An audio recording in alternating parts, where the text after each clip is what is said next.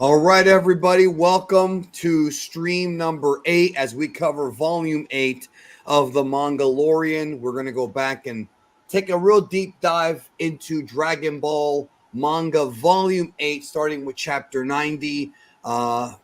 Danny, here we have Jordan from Jordan the Dragon Lee. What's up, man? How are you? I'm doing great. Had a great week. Good, good, good. It's only started, just started, still early in the week. Hopefully, it'll stay that way. But we haven't been on for the past couple of weeks. He couldn't do it a couple of weeks ago, and I couldn't last week. But we're back here, and where we last left off with the Mangalorian is we last left off in the battle with Goku versus Tao Pai Pai. Now he already lost to Tao the first time.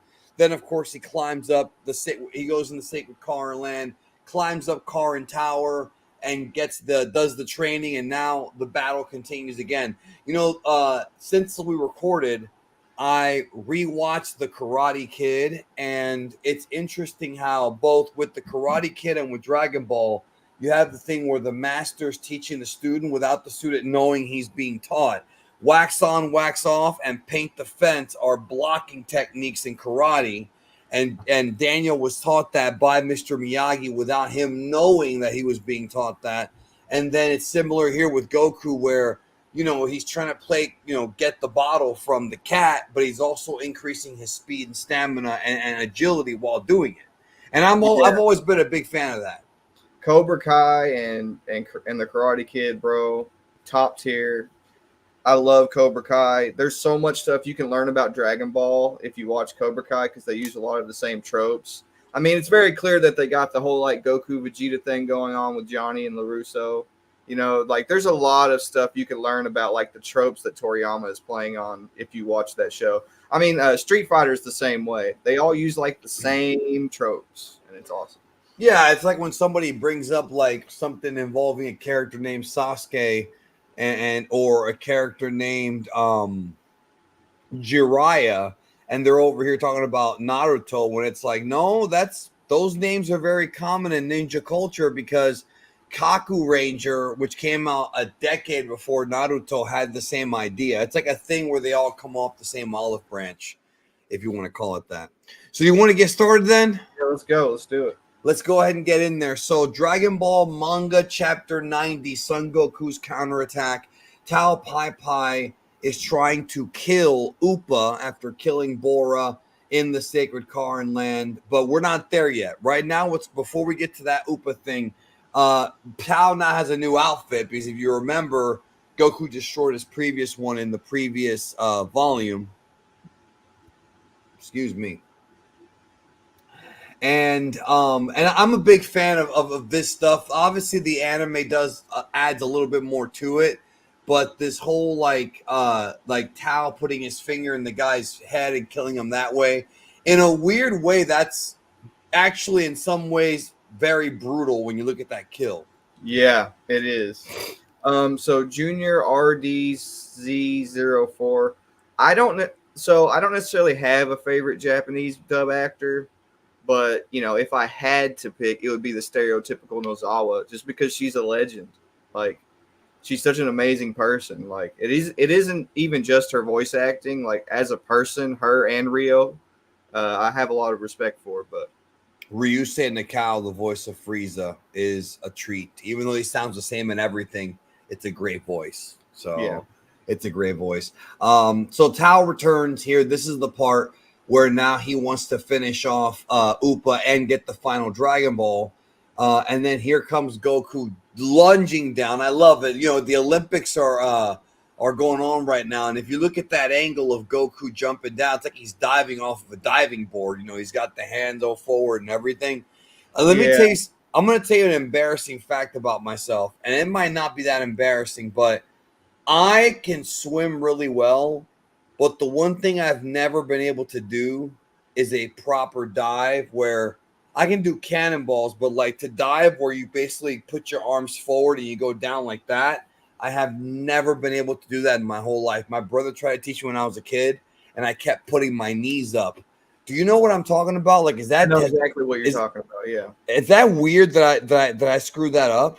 No, I think that's pretty common. It's just I can't like. I can't like, It's a reflex thing. yeah.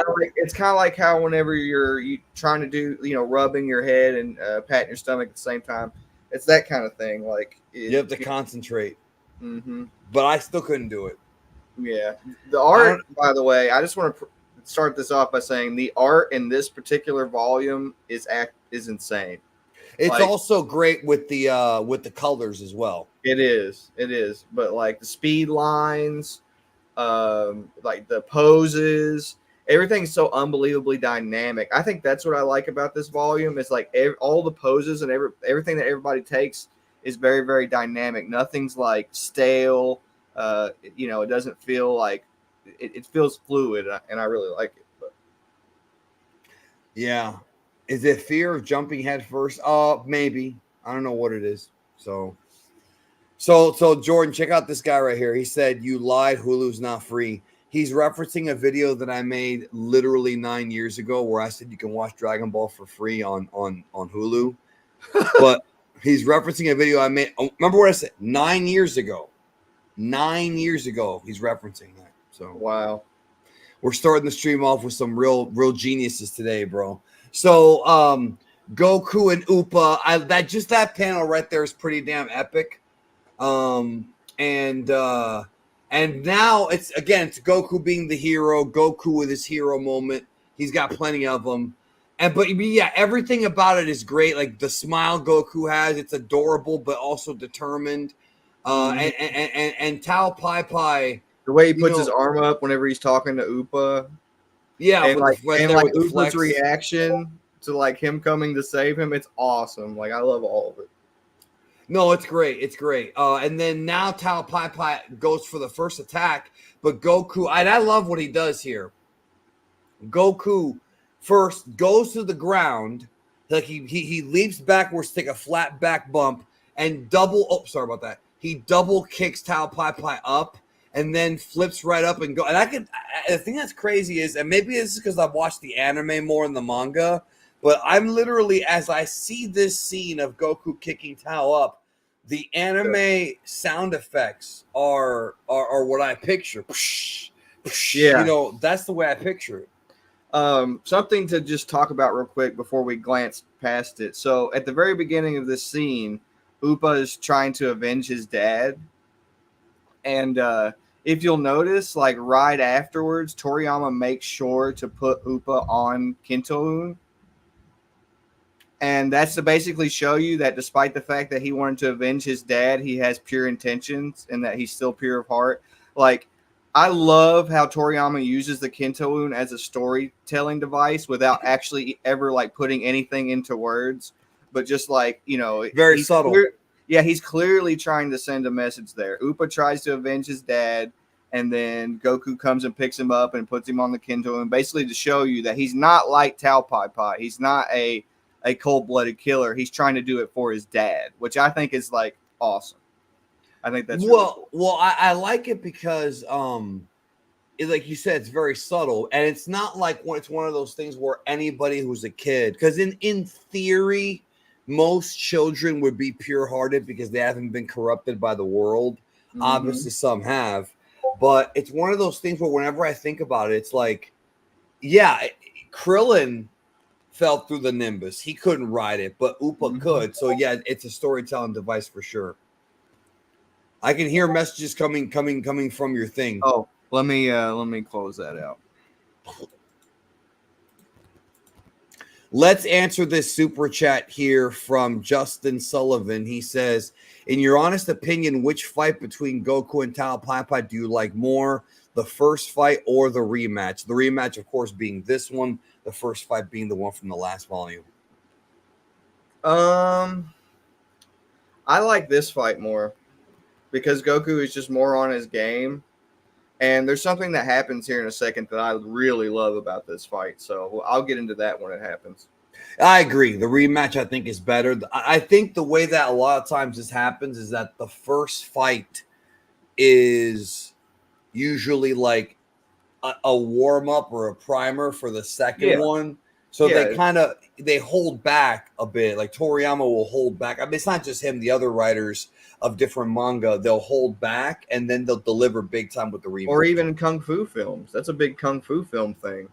They'll fight the evil martial artist who's like way stronger than them, and then they have to go train, and when they come back, they win. So Right. All right. And then so moving on here, Tao Pai Pai again, very overconfident. You know, he's had some rest. Moving on, chapter 91, Battle in the Sanctuary, which the sanctuary is a sacred Karin land. Once again, Tao is the aggressor. And again, I don't know if this is the panel you're talking about, but these shots right here are phenomenal. dude, the whole This thing with goes Tao is awesome. I agree. All of I this agree stuff. with you. I agree with you. But I mean, the way, once again, I don't want to go into the paneling too much, but you see here how smooth it is to go boom, boom, boom, boom, boom, boom, boom. Like your eyes just read through it very quickly. Yeah, it's awesome. It's very natural. Love it. Yeah.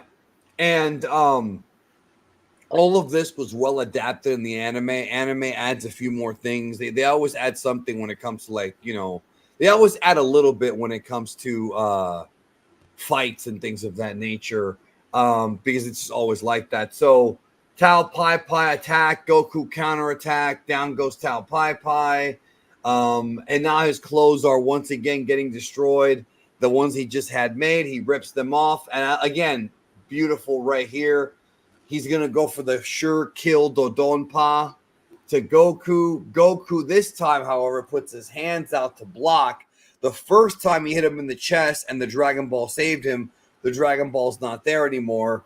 And Goku using his bare hands to block the Dodonpa. And that's a very, very dangerous move because that move is meant to basically. The Sappin's move. Yeah. It's either meant to injure you or to kill you, depending on where it hits. So, and I love how it drags back. So Goku is just, again, on a different level now than he was the first time. And this is classic Dragon Ball where the villain's like, you weren't this strong before. You know, it's the same shit, you know. We see that trope over and over again. Yep. Tao And then Pai of course Pai he pulls chopping out the sword. yeah, Yeah. the sword is awesome because that's, you know, villains are very cheap. This is a very Terry Silver-esque move right here that he would Yeah, do. it is. Yeah, Very it Terry is. Silver-esque, yeah.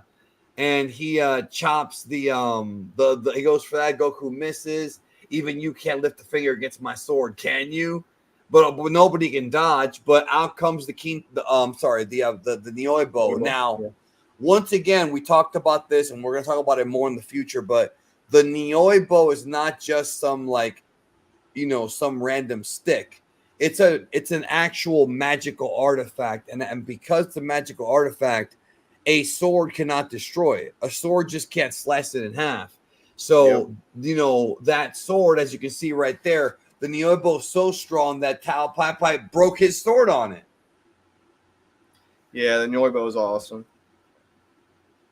It's a magical artifact. And I In love like when Toriyama does these short little weapon versus weapon fights. They're rare, but I think that's awesome. what is there anything backstory wise to the bow in Journey to the West? Like, is there lore behind that? Yeah, there's a lot of lore behind it. So essentially, it was used. It sit in the Dragon Emperor's kingdom, and it essentially was used to level off the water in the ocean for a very very long time. And then it was huge. It was a giant pillar underneath the ocean. It wasn't a small stick like this. And then Wukong goes into the Dragon Emperor's palace, demanding a weapon worthy of him and armor, and that's where he gets his like iconic armor and the Nyoibo. But anyway, when he finds the Nyoibo, he can control it like immediately. So it was almost as if it was destined for him. And the Noibo is essentially like a allegory for basically the ability to grant your own wishes through force. Like that's it's the wish granting staff is essentially what it's called. And there's a lot of really cool symbolism and stuff behind the Noibo, even in Journey to the West, but even in Dragon Ball. they're treated very well as magical artifacts. They've got really cool lore behind them. For sure. Xavier brought up that Yamcha broke his sword on the bow as well, and the staff as well, and that's true. Chapter 92, Tao Pai Pai at the brink. Now he's getting desperate. There's an upcoming panel here where I'm a big fan of it, but here Toriyama uses bigger panels because he wants more detail and more of a focus on the combat. So that part is important. Go back. Yeah, just one page. So at the very top here, you'll notice that whenever Tao Pai Pai, whenever Goku is talking to Tao Pai Pai, he tells him that he's going to avenge Appa's father no matter what. That's very, very important because that shows you that Goku is not doing any of this for himself. And that's something that the series is constantly like rubbing in your face over and over and over again in this fight and in the Red Ribbon Army stuff. And whenever we get to the tournament after that, something that Toriyama like repeats over and over and over and over again, not doing any of this stuff for himself. So that's something worth paying attention to. So you're telling me Goku's not selfish, but I keep reading on the internet he's a selfish guy. You're telling me that's not true? The internet lied to me? Yeah, bro. Are you telling me that Toriyama was not going to end the series at Cell, but all the fans sent him letters angrily to continue? Or I'm sorry, no. Are you telling me that he was going to make Gohan the main character and all the fans threatened him to change it? Is that what you're telling me? That that's not true? No, it's not true. Oh, man. The internet lied to me. I'm so disappointed. So Tao Pai Pai here with the offensive. Again, this is some of my favorite stuff. I love Tao with the double chop because Goku actually gets him back with that. He's pounding up Goku, but again, this is all just to make the fight more tense because Goku's okay. He is in pain, but he's okay. This flying, Muay Thai like knee into Goku's gut is fantastic. And again, Tao Pai Pai thinks he has him right here. But so this Goku part right here, this part where he lets him beat the hell out of him, and then he says at that very top panel, "I've been studying your moves." That is the part I was telling you about that I absolutely love about this fight because it's actually kind of like the prototype and the preface to Zenkai and the Saiyan's ability to adapt in battle. Here, it's just treated as Goku being a really good martial artist and being able to study Tao Pai Pai's moves, but Toriyama later on implemented this biologically for Goku, and I think that's really cool. And also, I know like a lot of people probably didn't catch on to this, but in the Tournament of Power, Goku literally verbatim tells a chick that he fights in that saga that he was studying her moves exactly like here with Tao Pai Pai. So. Was that in the anime or the manga? Because I anime. have okay. It was one of Ribrianne's crew. It was the one that could like do the crazy stuff with the key. Right. She's like beating the crap out of him, and everybody and Beerus is getting pissed off. He's like, "Why is he letting her win or whatever?" And then at the very end of the fight, he's like, "Your fighting style was worth studying," and then he just wrecks her. And I love that. Yeah. That's always been a trait of his character. Goku with the counterattack here, the speed lines, as you said. Here is the double chop. It's kind of legendary. The way they do it in the anime, Goku, they do it from that angle, but like the camera's going up and then down, and Goku does the double chop and then starts punching Tao Pai Pai, and it's very legendary shit, bro. The anime version of this is phenomenal. Goku with the big kick. At this point, Tao Pai Pai can't fuck with him anymore. He's even saying that that he can't even handle the speed. Now this is the part where he pretends to give up, and then he tries to fire a grenade at Goku. Goku kicks it back. Up we go, and boom! Tao Pai Pai is dead, or is he?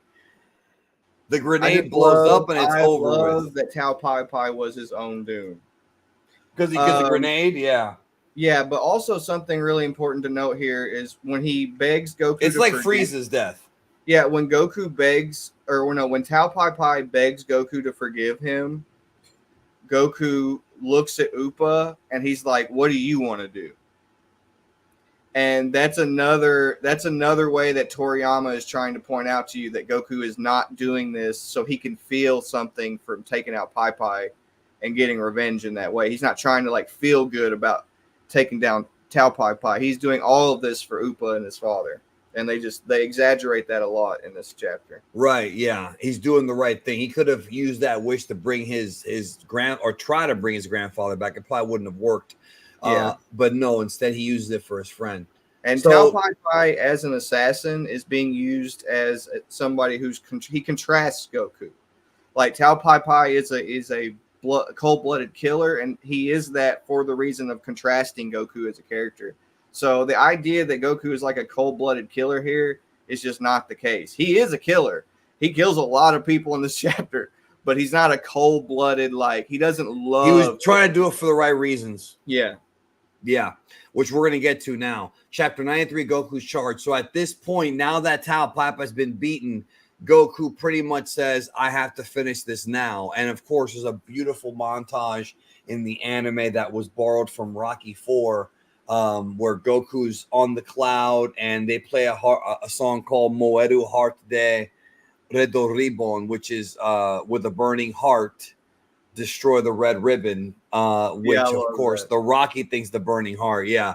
And he's thinking back to the entire arc, like through the entire arc. So Goku's calling the Kinto, and then we go to Red Ribbon Army headquarters.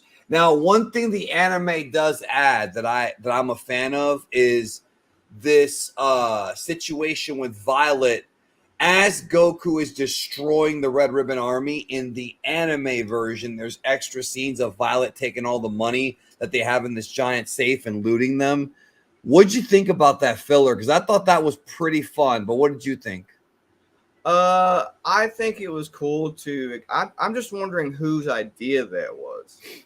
Because it kind of seems like something Toriyama would want to do to expand all the She's like lunch. Yeah, so... I did enjoy it, but it just makes me wonder, because of like how it was written and how it was placed into the arc, how much Toriyama was involved in that particular section. Yeah, for sure. I don't think he was involved in the anime when it came to that type of stuff, but also I've noticed that if you watch the Dragon Ball anime during the Maeda era and most of the Z filler is relatively good early on. Not all the filler's great. Obviously, there's a lot of bad filler, but there's also a lot of great filler. And I found that to be an interesting choice, because it does sort of fit with her personality a little bit, just based on her kind of being a rebel. Let's get this super chat, bro. Massive $49 super chat. You know, it's from Justin. Thank you so much for your generosity.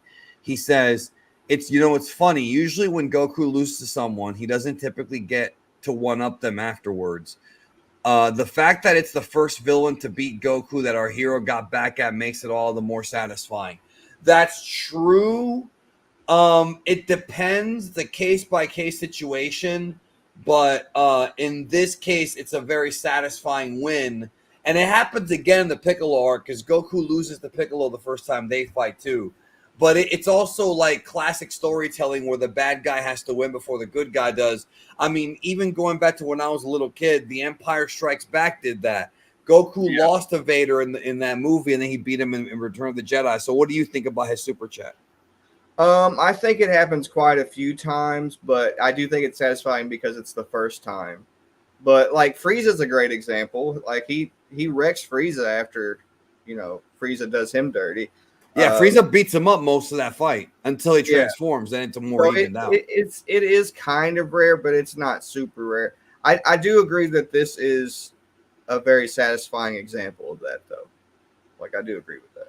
No, it is, because Tao Pai Pai was the first serious key wielding enemy they had to face.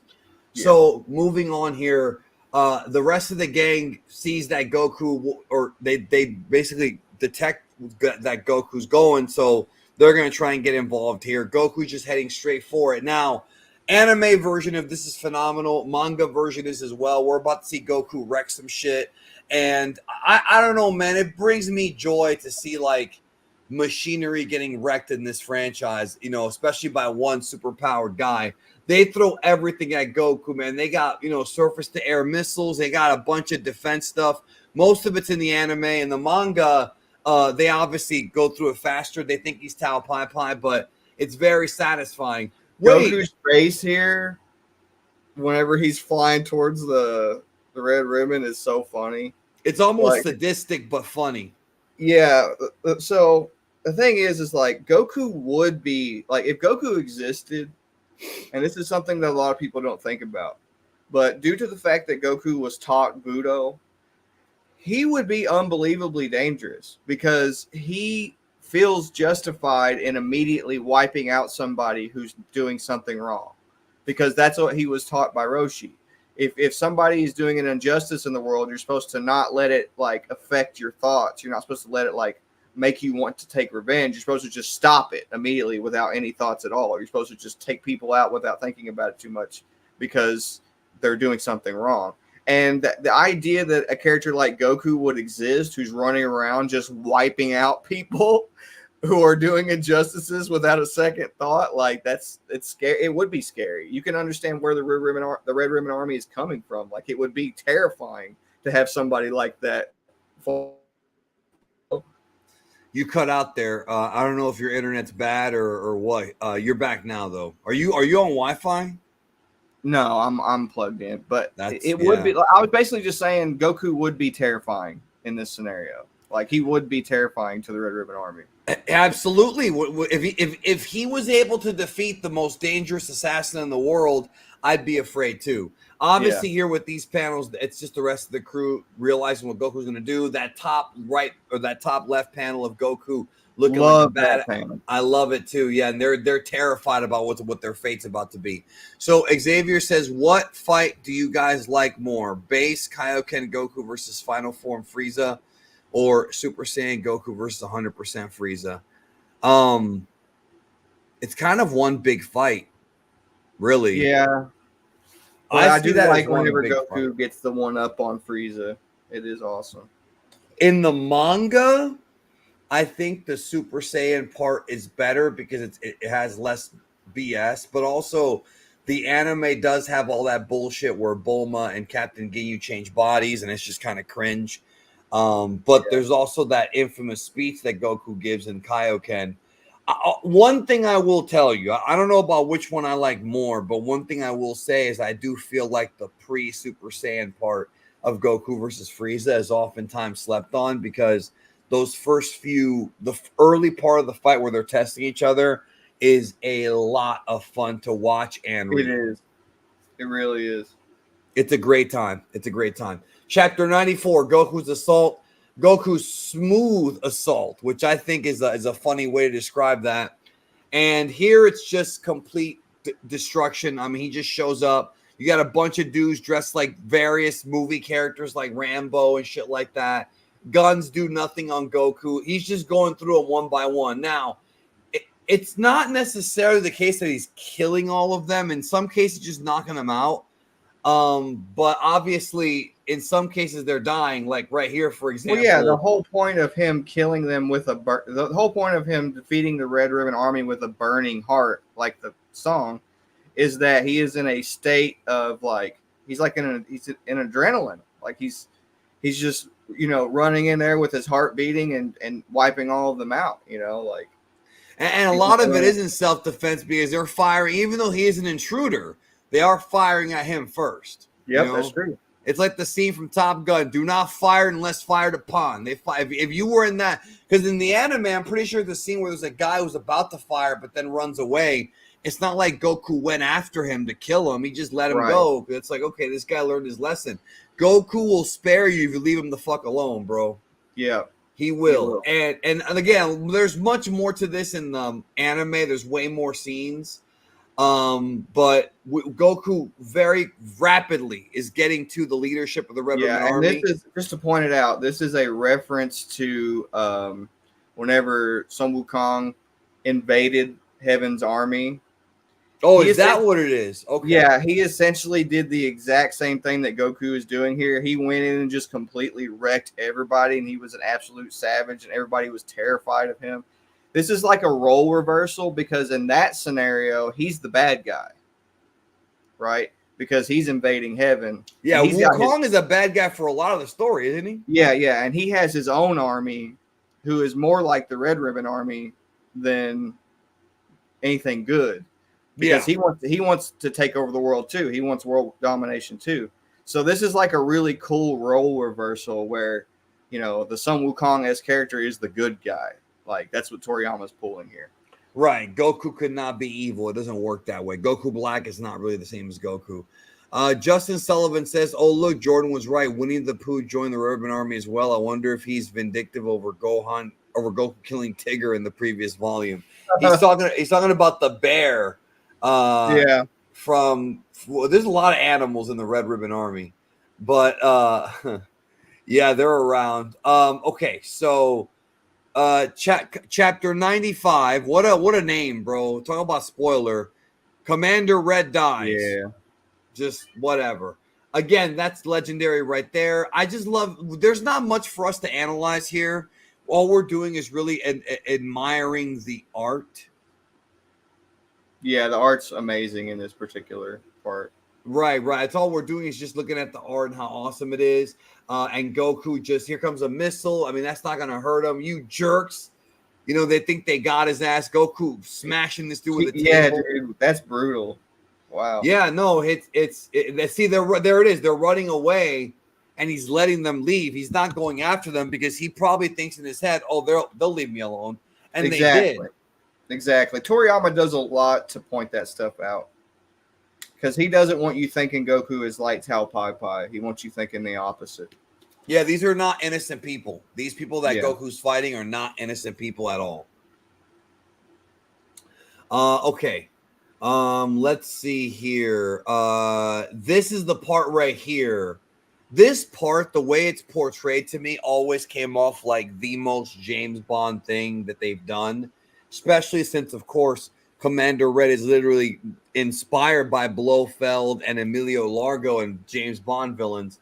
But this whole joke, which Toriyama would reuse, is that the entire reason as to why Commander Red wants the Dragon Balls is because he wants to be taller. And Black is like, but how many men have you sacrificed? How many men of ours have you sacrificed to different people just to be taller? And it's just funny to me because it goes to, that's again another Toriyama gag, that you have these villains that are very petty and very insecure, and they want the Dragon Balls for purely like egotistical reasons. Yeah. Even Bulma with the Brazilian butt lift wish, like, and I'm not saying she's evil, but she's definitely not pure hearted. No, she's meant to contrast Goku on purpose. I will say though, her intentions aren't necessarily bad because she is kind of keeping the Dragon Balls safe in a weird way. So she does kind of have an excuse, but at the end of the day, we all know she's just being selfish and vain. Yeah. It's played up for laughs, and like she's not like pure evil or anything, but she's not pure hearted. She's like Krillin. She's a good person, but she's got flaws. She's a sinner. Yeah. So literally Black puts a bullet in his head and takes over the Red Ribbon Army, and now gets upgraded from Assistant Black or Staff Officer Black. He's now Commander Black. He ends up being kind of the final boss for Goku. I've already addressed this in my Red Ribbon Army Explained video, which everybody needs to watch. It's like 30 minutes, but it goes through a lot of this stuff. Toriyama's design for Black has some controversy because of the way Toriyama designs African American people. I don't think Toriyama is necessarily racist. I don't think he's a malicious racist. I think this is one of those things where at the time he probably felt like it was more like a caricature and didn't think it would actually offend anybody. I don't see the man as being somebody who's trying to hurt somebody else's feelings, but it is definitely a design that I think a lot of people would say is dated, that it doesn't work well now. Very true, but I agree with you. I think that if he was trying to hurt people's feelings, I don't think it would have been approved as something marketable if that was the intention behind it. I think it's one of those just innocent mistakes, And Santos Celine in the chat was talking about how I could understand why Black did what he did. Me too, because literally there are so many resources, so many men killed, and the whole time Black is thinking they're going to use the Dragon Balls to conquer the world or to get money or to accomplish something that everybody can thrive off of, that everybody can everybody in the Red Ribbon Army sacrificing their lives will reap the benefits of, and it's just to make Red taller. And it's like, dude, I've been slaving my life away, no pun intended, and that's why you want the Dragon Balls? Get fucked. Loyalty's out the window there. But I've always been a fan of like a villain betraying another villain, because villains do that. The loyalty is out the window when it comes to greed, and that's something we see time and time again with lots of villains. Yeah. So there you go. Justin Sullivan being very generous today. I swear Commander Red had one of the most hilarious deaths in the franchise. He did, but it was also very realistic. The bullet to the head is like super, like, that is the most realistic death in Dragon Ball when you really think about it, right? All that chaos just so one-eyed Oompa Loompa could be taller. Officer Black truly provided a public service. Yeah, I mean, like what Santos said earlier, I can understand why Black would be upset. Completely. Yeah. These are, I mean, we don't ever really find out the funding behind Red Ribbon. Red Pharmaceuticals was established after Red Ribbon Army was destroyed, so it wasn't that. But we don't know where they got the money for all this, but it's still a lot of money out the window over trying to be taller. Well, I think his main concern was their men, right? Like, yeah, well, I'm thinking about sacrificing money, time, and people and lives. Yeah, no, but going back to what he was saying about understanding Black's motivation, like, he brought up his soldiers. So that is there to kind of contrast him to Commander Red and show you that, you know, he's not as bad as Red, but he's still bad enough that he wants world domination, you know. Yeah, but but he also has, and this is complex. He also has, I'm not saying that he's a good guy, but he also has empathy for all the dead soldiers that died because of a very selfish thing. At least he's definitely a much better person than Commander Red, who basically just used him and his people as tools. Right, and it feels like Black. It feels like Black at this point is fighting more so for the entire Red Ribbon Army, which is not a good thing, even though I have my hat. But Commander Red was doing it all for himself. So he's a less selfish bad guy. You know what I'm saying? And I like it. I like it a lot. Too. And, you know, but it's a very much like a Bond villain type of thing. Black had no chance. And also the difference between Red and Frieza is that Commander Red being killed by Black makes sense because there was a trust there, and Red is a regular human. Like, he has no powers, nothing. Whereas with Frieza, when he wants to shrink to become, or when he wants to wish to become taller in his final form, that no one's going to question him because they're all weaker than him. He'll kill them. Whereas in Red's case, total opposite. Yeah, it's very true. It says here, Xavier says, it's funny that Vegeta has never beat a main villain besides himself. Well, that's a weird way of looking at it, but I think I know what you mean. But beat the main hero and is undefeated against him.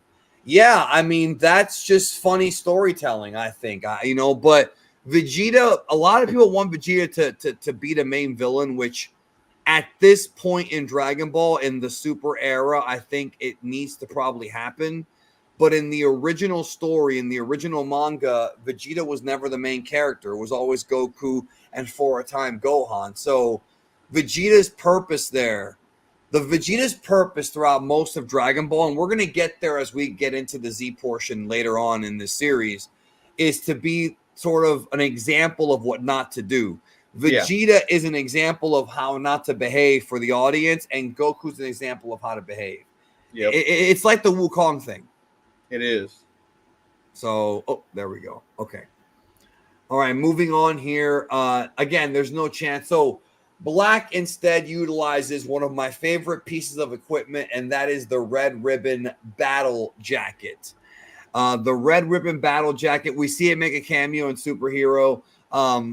Pilaf even has one, so it makes you wonder, like, if there's any kind of, if Pilaf bought it from them or vice versa. Moving on, Dragon Ball 96, the Triumph. So it's Goku against a pretty sophisticated piece of equipment. I've always been a fan of the battle jackets. Like it's just a giant mech, except it looks very goofy. It's very Dr. Slumpish. Yeah, and prior to all this, we missed it, but we don't have to go back. But Black, whenever he's trying to appeal to Goku, Goku's like, just give up and go to jail. So that goes to show you that, like, because Black kind of hesitated, Goku was like, if you just give up and go to jail, I'll let you do whatever. Very similar to Moro. And instead Black chooses to use the mech and try to kill him. So it just sort of speaks to Black's character. Like, there is a part of him that's better than Red, but at the end of the day, he did choose to just try to wipe out Goku with his giant mech. So I love it. George or Jorge says, why is the Dragon Ball full color Japanese manga so expensive on the aftermarket? Literally 120 for one volume. Because out of print. Anything that goes out of print, the price goes up, bro. It's just how it is. This is a translation scan of the full color. The whole series came out on full color in Japan, but in America we only got like 2 arcs of the Z part. We didn't even get the original Dragon Ball. So unfortunately, the full colors in America were never finished. Blame Shueisha for that, a company that I absolutely fucking despise. I hate Shueisha, but that's literally what it is. It's very when things go out of print with anything, whether it be manga or books or anything, the price goes up. So, all right. Now, one thing I love about the battle jacket is all the different weapons it's got. Like, I'm a fan of that stuff. It's got lasers, it's got missiles, it's got all kinds of stuff. Then we've got so in Dragon Ball Super Broly, if you'll remember, there's that scene where he jumps on top of the ship and like makes the face and like scares the crap out of the 2 aliens who are like, where he breathes into the classic. That was clearly a reference to this because he does the same thing to Black. Yeah, right here. If you look at the lower right of the screen, right there, that's him doing it to Black. And then, but it's all done so that Black can go, why are you hitting yourself? He punches himself and breaks the dome, the glass dome. I love that. There's actually a statue that I saw a while ago of that scene where Black punches himself and Goku's looking at him like, and I thought about picking it up because I don't know, man. I'm a big fan of moments like that don't get the love they deserve from fans in the West. Yeah, it's iconic. It really is, dude. And so this is kind of the big weapon, which is this giant like Falcon bomb missile that's behind in the back part of the battle jacket. He targets Goku and fires it. Goku bounces it back and it blows up. Basically... No, he throws it. He kicks it to the mountain, so it wasn't like It wasn't like Talapaipai, excuse me. And at this point, I love this. Goku uses like the top antenna of the building to like springboard himself to do the double punch through the red ribbon battle jacket, and it blows up. I think this is also the double punch is also a figurine, a statue that I love, but it's very Supermanish, bro. He just rips, but it's also very similar to how Piccolo ends up losing. Like, it's a similar a punch through the gut, Yeah, I mean, it is fatal. So yeah, and in the case of the battle jacket doing that, despite the fact that it's weird because you would think that Black's body would be in the region that Goku destroyed, but clearly that's not where it's at. And the battle jacket blows up and the rest is history, really. All right. So that's it. When Black dies, the army is finished. Chapter 98, The Lost Dragon Ball. So what ends up happening, and a lot of it was off screen, is most of the red ribbon disappears and just moves on with their lives. But of course, we have Magenta that we found out later on, and Dr. Gero, who are plotting against Goku from this very moment. Had it not been for Goku doing what he did, which was the right thing to do, the androids in Cell would have never been created. So it is like an enemy that Goku sort of created himself. Yeah. And I'm a big fan of that. I've always been a big fan of that, which is why when I heard for Daima that it's going to be a big battle for the throne of the Demon Realm, I got excited because I always liked the idea of cause and effect. I like the idea of causality in Dragon Ball. I did a whole last video about causality like 9 years ago, how Dragon Ball is very much cause and effect. This character does this, and that leads to this. But if this character didn't do that, it would lead in a different direction. This is why Dragon Ball What Ifs are so popular, because one change in a character's decision, whether it be Goku, Vegeta, Gohan, Frieza, all the main characters, and the entire story changes. And I've always been a big fan of why that type of I storytelling. Like the reason that I particularly like that is because every time something like that happens with Goku, it gives Toriyama the opportunity to have Goku continue to be the example, like you said earlier, like he's the example of the behavior you're supposed to look up to, and Vegeta's the opposite. Whenever Goku has to deal with events that he caused in the past, and there's a lot of pressure on him to like not behave as himself, and he chooses to behave as himself anyway and continue to be who he is as a person, all of these situations that he causes are like the perfect test. They're like the perfect scenario to test how willing Goku is to continue to be himself. And that's what I like about it, because every time Goku chooses to do that, things work out for the best. Yeah, Like, and that is something that you've pointed that out many, many, many times. It's almost like a recurring thing. Like, you've really tried to hammer that point home throughout the years. Yeah, I have. But what's funny is it's not just Goku. It's also what Vegeta does, except that the thing that makes me laugh about, and it's very interesting, more often than not, Goku tries to do the right thing, and sometimes it backfires, but ultimately it works out in the end. But it does backfire. Vegeta does the wrong thing, and it immediately backfires.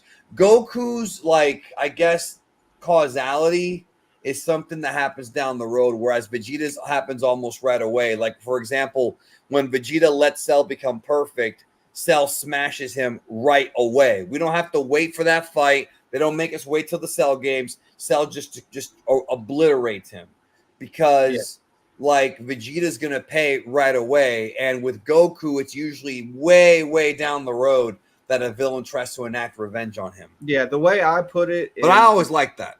Vegeta is punished in the long term and rewarded in the short term, and Goku is punished in the short term and rewarded in the long term. That's the difference.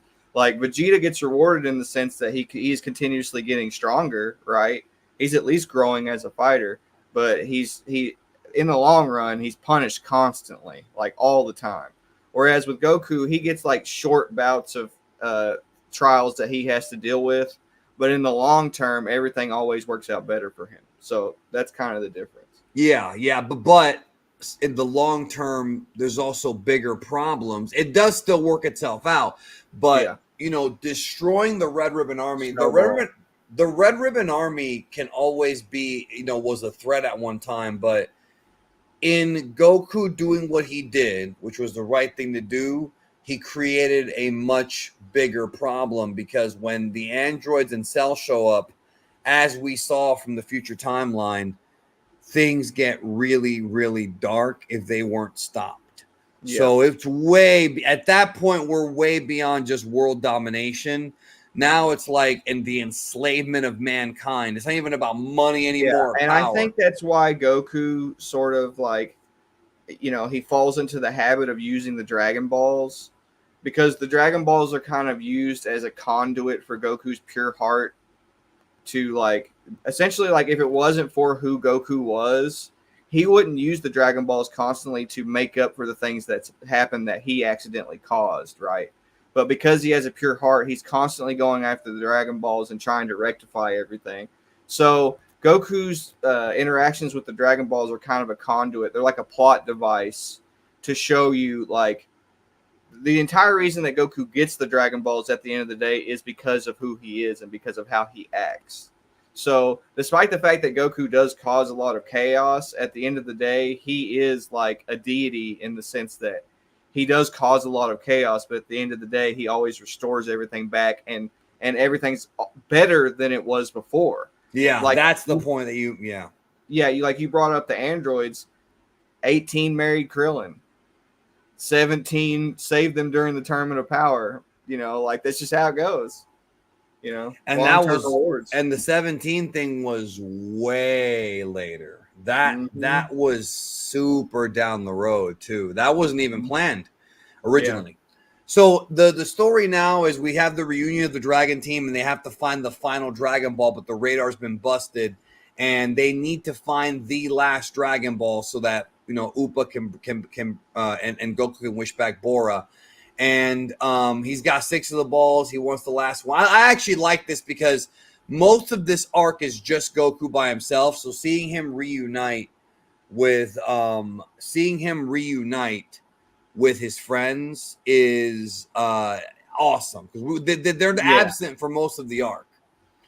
So what ends up happening is this is right here. Before we even get to that, I actually really like what Roshi says here, where he doubted Goku's ability to take out the entire army, but he realized that he did.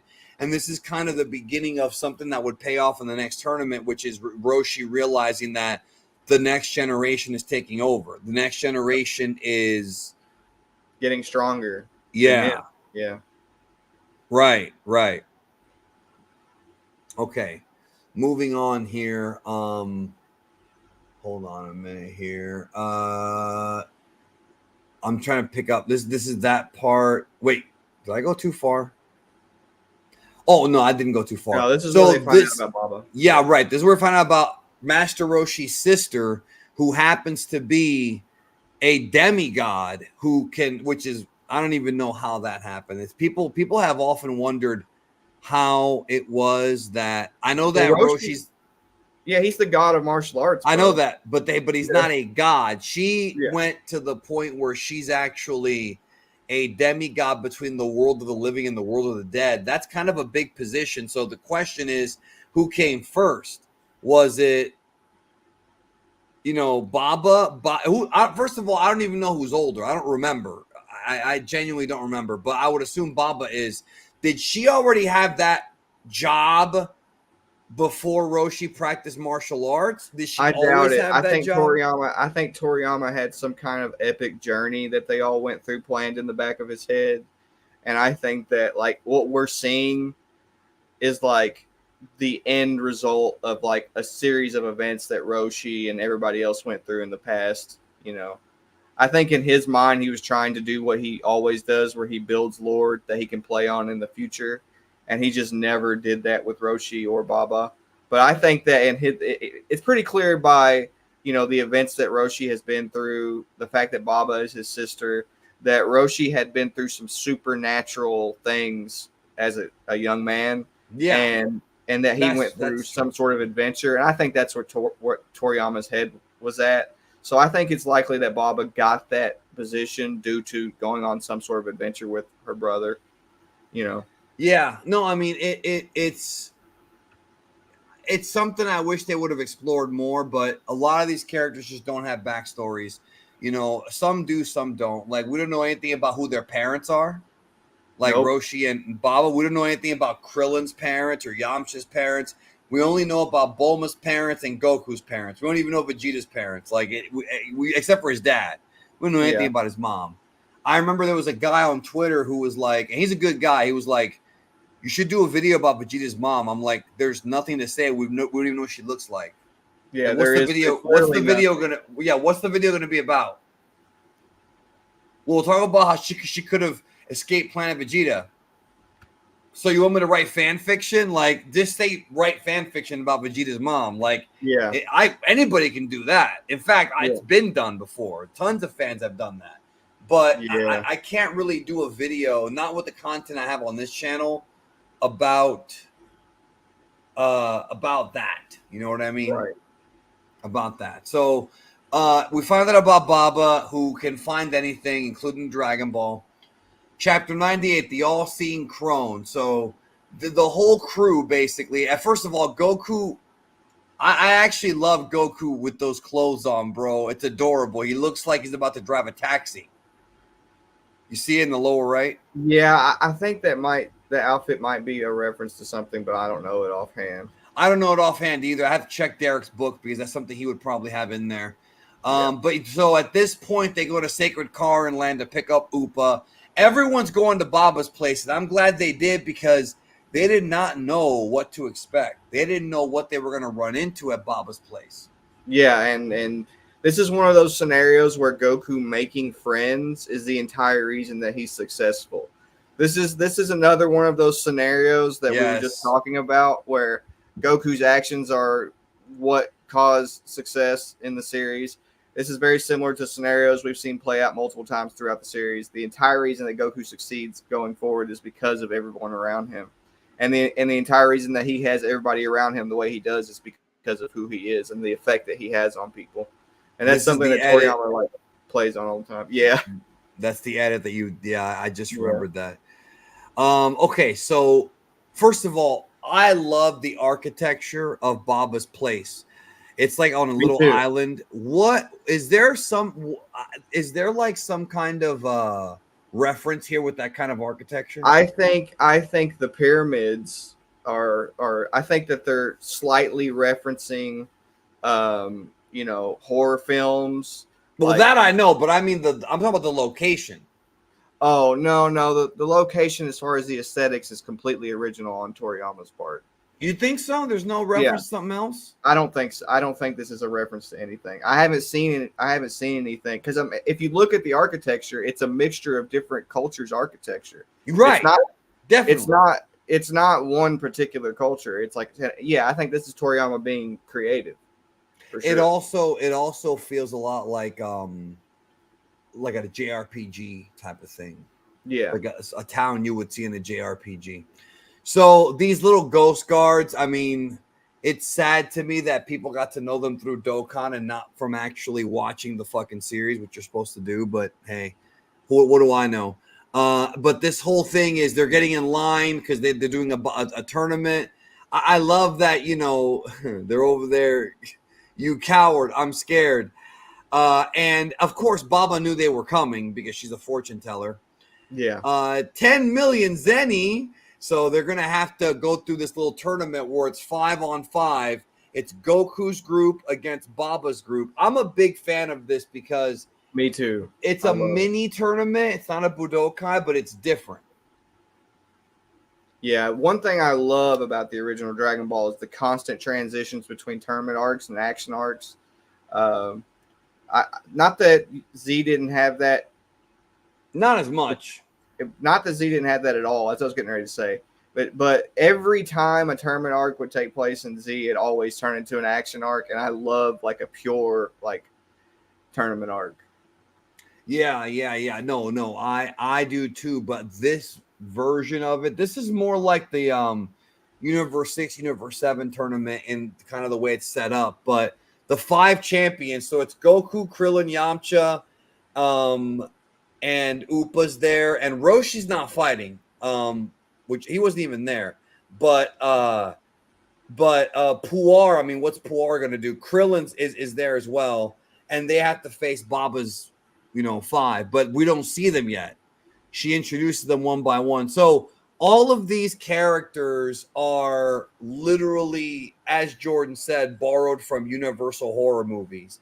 You've got the Mummy. You've got Dracula. You've got the Invisible Man. Like, we've already seen Frankenstein with Hachan. We've already seen other, references.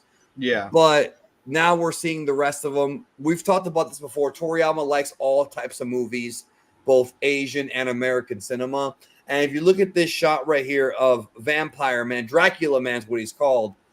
The way that he looks, where he's like kind of with his hands up. First of all, he's got boxing gloves, which is awesome. That right there is a pure Dragon Quest design. Yeah. Pure Dragon Quest design right there. Yeah, I love Shaman Henderson says you forgot 17 and GT. We're not talking about GT. We're talking about Dragon Ball Original. I don't know what you're talking about. I don't know what you're... I think he's talking about whenever I was talking about 17 and Super earlier. And no, I did. It's not that I forgot about 17 and GT. It's that 17's like not the same in GT.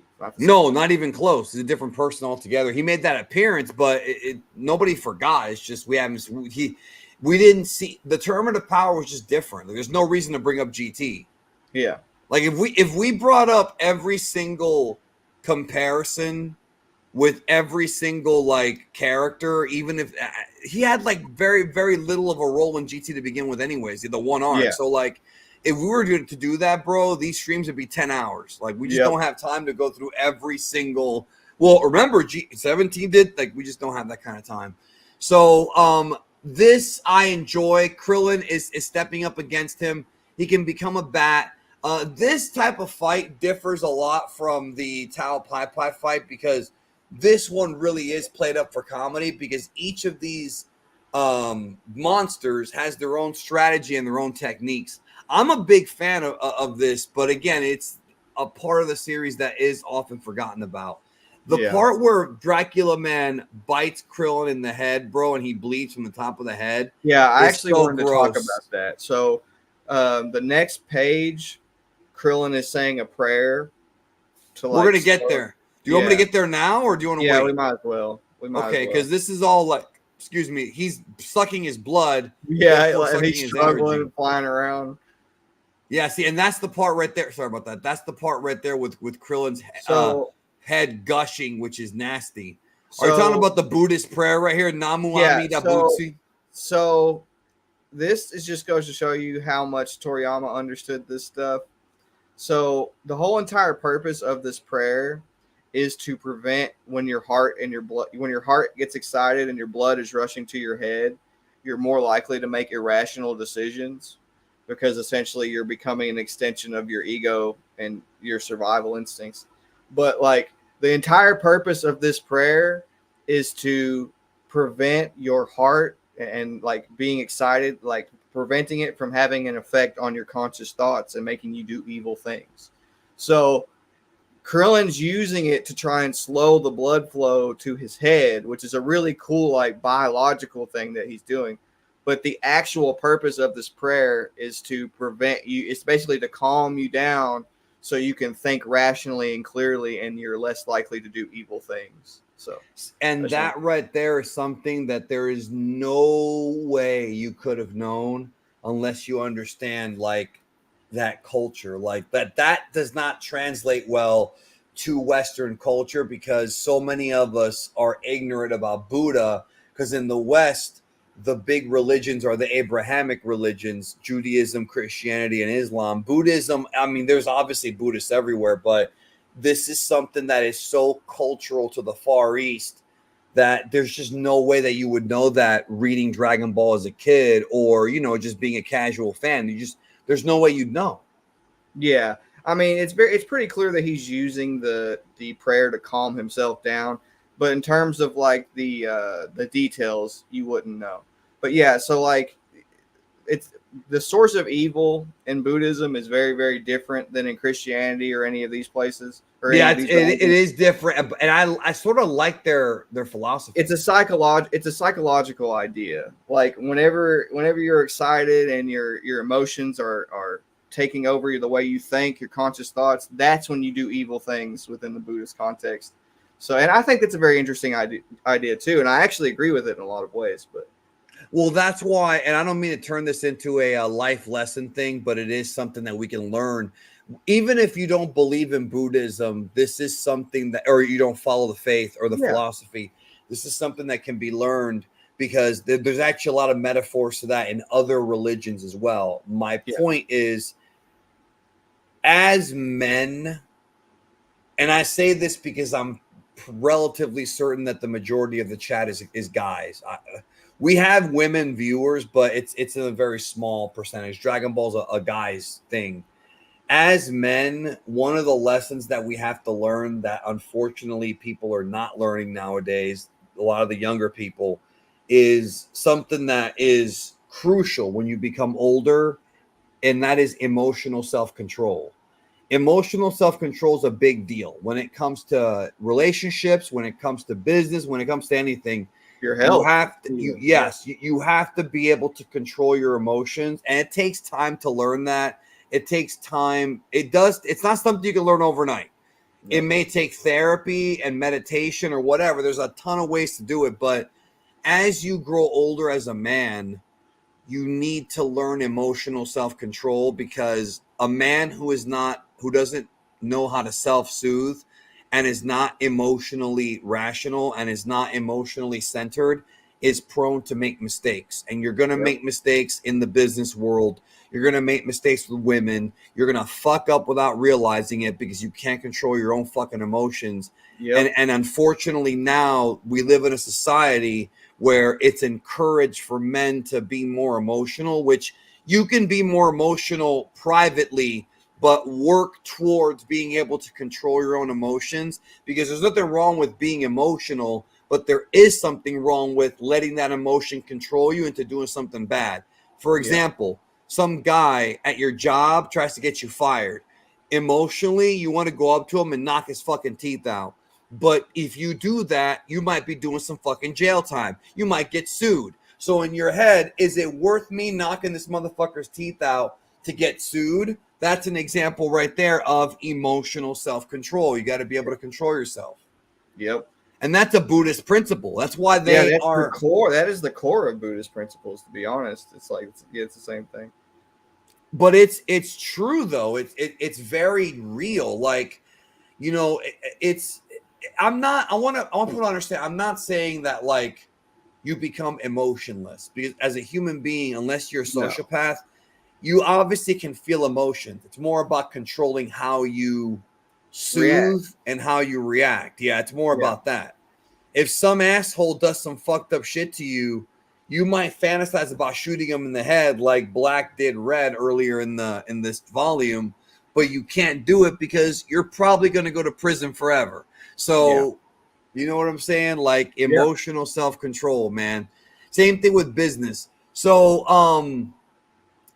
Krillin's just getting his ass kicked. Point blank, end of story. Now, Upa shows up, and we're going to get to what happens here in just a minute. I do love the fact that Puar transforms to a porcupine. Or is that a hedgehog? I can't even tell. No, it's a porcupine. It is a porcupine. Okay. And of course, when Dracula Man tries to bite, he hurts himself, which of course, you know, that happens. Yeah, and then Upa does the classic technique, the T-pose. Justin Sullivan says, poor Krillin, he gets defeated a lot. Yeah, I mean, but he's brave. That's the thing about him. He's a very brave man, and I've always respected that. So the porcupine basically ends up leading to the victory. Now, is that an Addams Family reference, you think? The hand? Well, you mean the old show? You mean the thing? I'm not sure, but I have a question because my brain is confused. I thought maybe this is an anime only thing, but I thought that Upa prayed to like the Christian God. Remember, he did right here. He uses a cross pose right there. If you look, it is there. Yeah, he uses it. Yeah, but they just don't exaggerate it as much. No, but he's not. He doesn't even say like anything religious. It was the porcupine that got him. Yeah. Wait a minute. Hold on. Oh, here it is. That's my fault. I skipped it. He says vampires hate crosses more than anything else, right? Yeah, and the anime it literally says the word Jesus Christ on the screen. And it shows the cross, like it shows an actual cross. Yeah, they took it to another. I was like, wait a minute, was that not in the manga? And I guess it wasn't. I do not remember technique. That. Yeah, it was funny because he freaks out.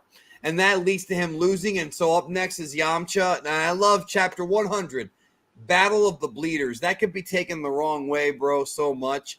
But once again, another Toriyama thing that he does that I love is he keeps us up to date with what's going on. As you can see right there, you have Goku's team and Baba's team. Krillin loses. Dracula Man loses. Puar and Upa. But Yamcha's stepping up, so... And they're like, your opponent's already here. And Yamcha's like, I don't see him. This is, of course, the infamous Invisible Man. Have you ever watched the original Invisible Man Universal Monsters? I know of its existence, but I've never watched it. Me neither.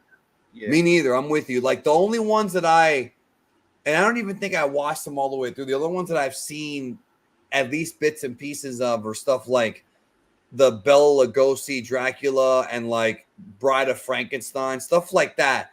but I never saw The Invisible Man. However, there was a movie. All these movies used to come on TV Land when I was a kid. Black and white. TV Land, yeah. So I'd seen them, but like I didn't get to pay I didn't get to pay attention very well. You know what I mean? Because it was on TV. There's commercials. You know, I was a kid.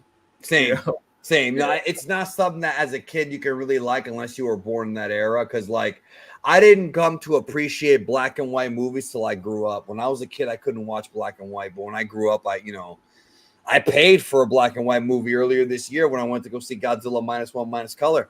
But no, I was gonna say I've never seen it, and I probably should at some point because those movies are cheesy fun.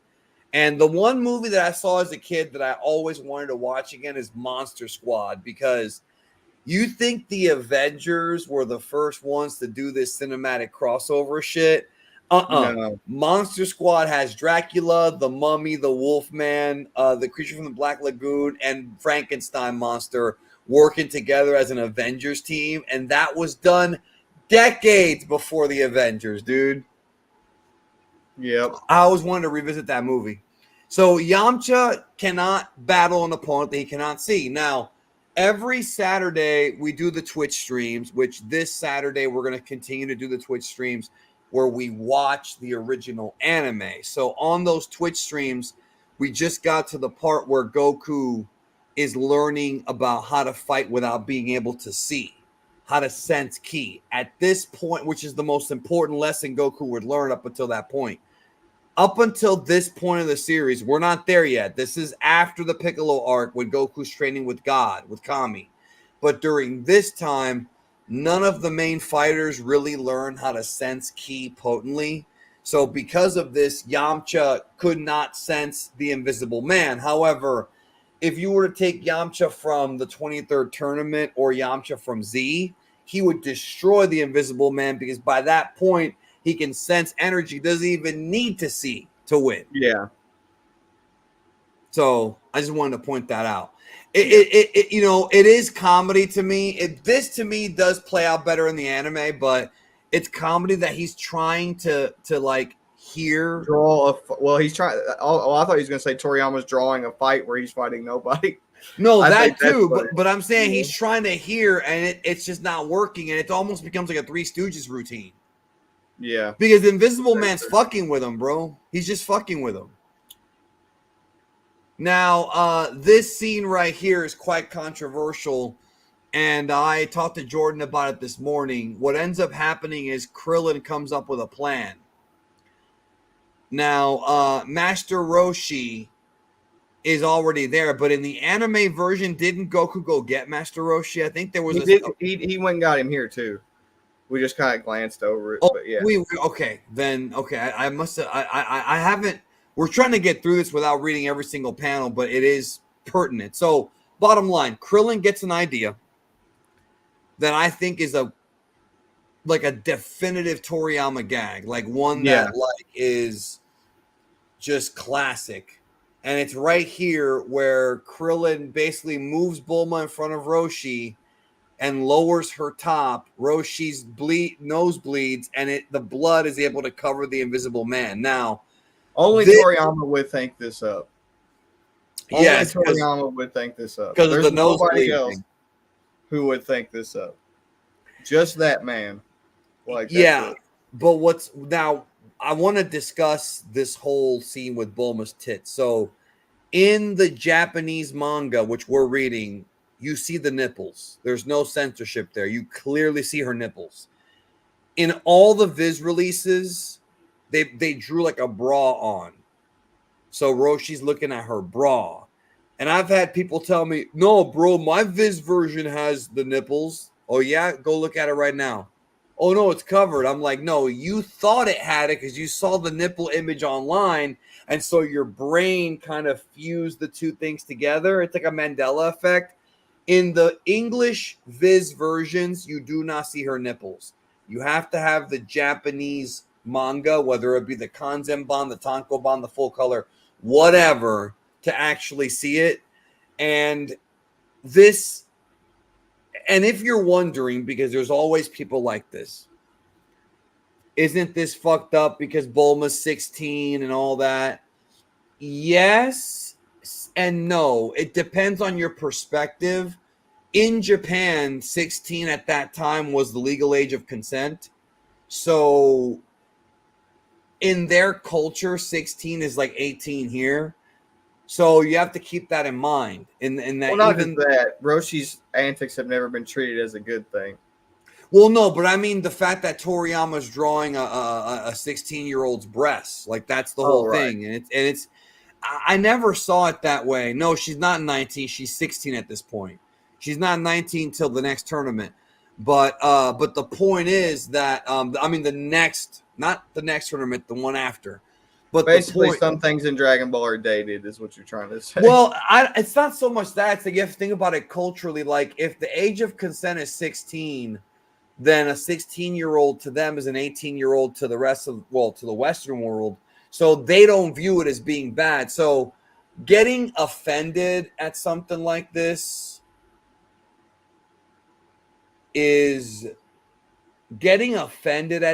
a waste of time because it's a cultural thing.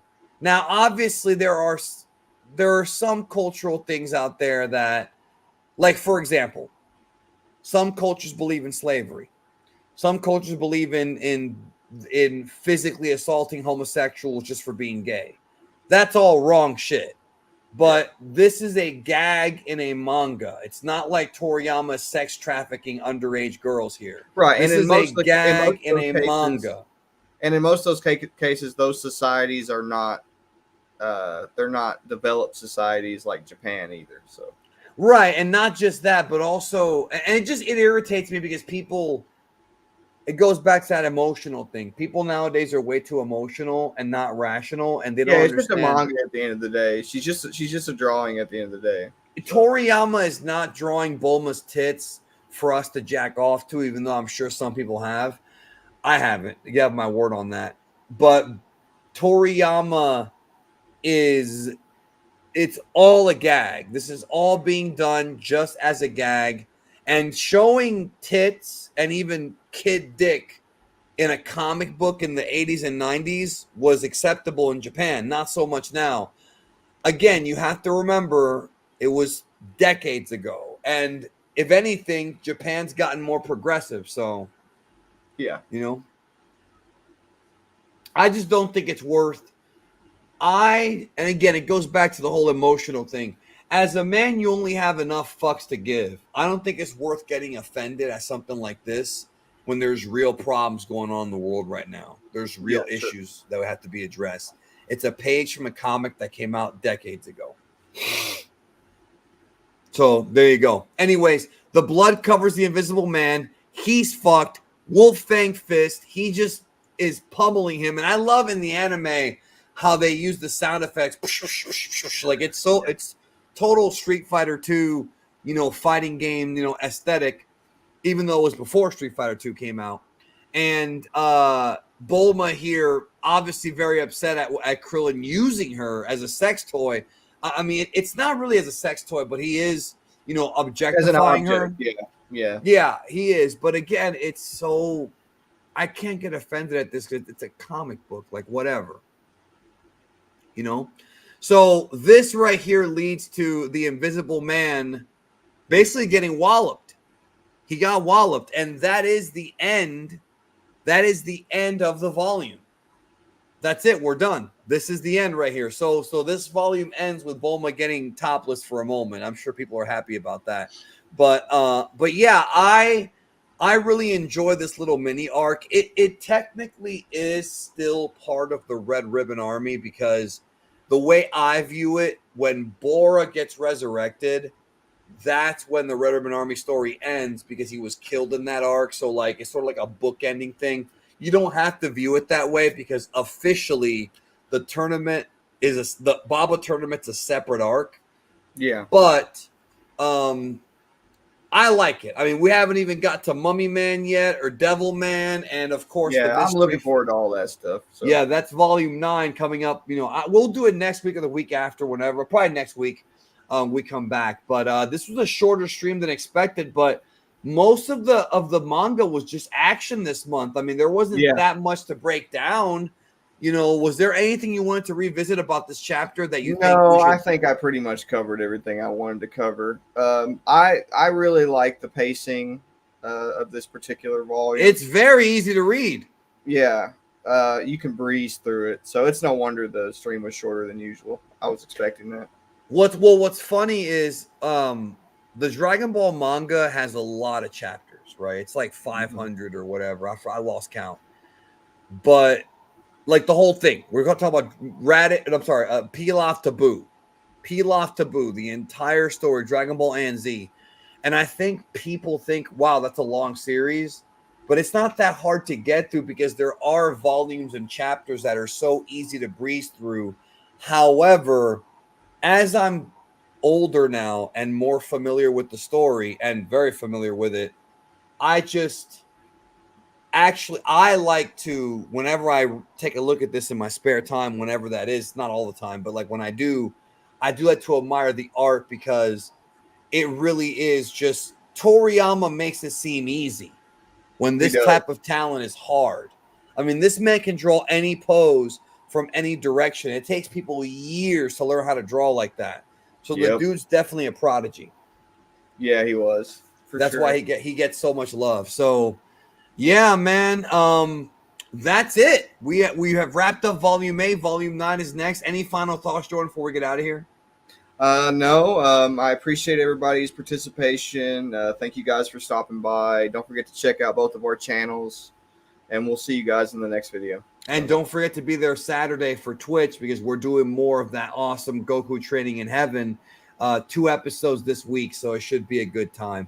Yeah, it was a very short stream this week. We actually 2 weeks ago, we went over 2 hours. It was like 2.5 hours. There was so much to cover. This one was mad short. This one was the opposite. So I guess it all evens out at the end. Yeah. Anyways, y'all have a great day. Take care of yourself, and I'll see you next time. Peace.